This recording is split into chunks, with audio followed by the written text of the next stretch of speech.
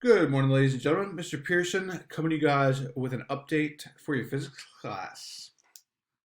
Um, Yesterday took a look at the syllabus, went over some first day intro type stuff. I mentioned that really we're taking care of some formalities this week, and what I want to move forward to is some pre-test type materials today.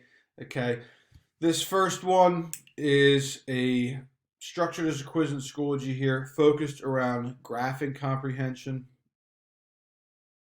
And then the second bit is more written math skills like scientific notation, manipulating equations algebraically, a bunch of other stuff on there. Scientific notation. I think I said that.